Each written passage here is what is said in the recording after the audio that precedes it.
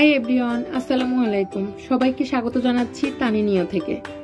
ছোটবেলায় অনেকগুলো সবজি একই নাম্বার পেয়ে অপছন্দের তালিকায় প্রথম স্থানে ছিল, আর তাদের মধ্যে ঢেঁড়স ছিল অন্যতম।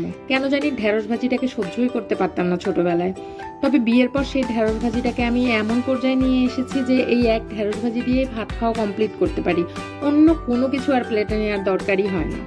আমার বাচ্চারা আর তাদের বাবাও কিন্তু আমার হাতে রান্না করা এই ঢেঁড়স ভাজির বেজায় ফ্যান। কত উপকারী একটা সবজি, আর সেটা যদি বাচ্চারা না খায় তাহলে তো মায়েদের মেজাজটা গরম হবেই, তাই না? আশা করি আর মেজাজ গরম করতে হবে না। এই রেসিপি ফলো করে রান্না করলে তারপর থেকে চেয়ে চেয়ে ঢেঁড়স খাবে বাচ্চারা। কথা বলতে বলতেই কিন্তু পেঁয়াজ আর কাঁচামরিচটা হালকা করে ভেজে নিয়েছি, আর চিংড়িটাও অ্যাড করে দিয়েছি। এরপর এর মধ্যে লবণ, মরিচ গুঁড়া, হলুদ গুঁড়া, জিরা গুঁড়া আর সামান্য একটু পানি দিয়ে ভালোভাবে কষিয়ে নিয়েছি। এবার কষানো মশলার মধ্যে কেটে রাখা ঢেঁড়সগুলো দিয়ে একটু নেড়েচেড়ে ঢেকে রাখবো সিদ্ধ হওয়ার জন্য। আর হ্যাঁ, ঢেঁড়সের পিসগুলোর ব্যাপারে অবশ্যই লক্ষ্য রাখতে হবে কাটার সময়।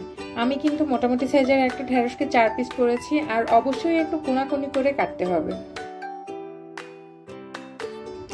লো আর মিডিয়ামের মাঝামাঝি আছে একটু ধৈর্য ধরে 20 থেকে 25 মিনিটের মতো ঢেকে রান্না করতে হবে, আর একটু পরপর নেড়ে চেড়ে দিতে হবে যাতে প্যানের নিচ থেকে ঢেঁড়সটা না লেগে যায়।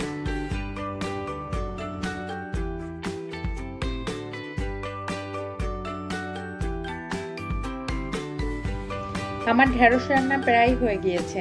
চুলা বন্ধ করার আগে আমি ঢেঁড়স ভাজিটাকে প্যানে একটু ছড়িয়ে দিয়ে 1 মিনিটের মতো রেখেছি, যাতে ঢেঁড়সের পিসগুলো আরেকটু ভাজা ভাজা হয়। দেখতেই পাচ্ছেন ঢেঁড়সের পিসগুলো একদম আলাদা আলাদা হয়ে আছে, একটার গায়ের সাথে কিন্তু আরেকটা লেগে নেই।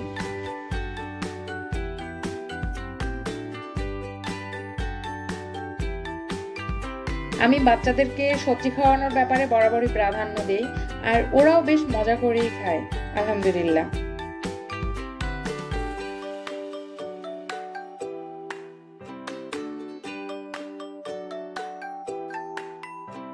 ভিডিওটা ভালো লাগলে অবশ্যই লাইক, কমেন্ট, শেয়ার করে উৎসাহিত করবেন। সবাই ভালো থাকবেন। টাটা, আল্লাহ হাফেজ।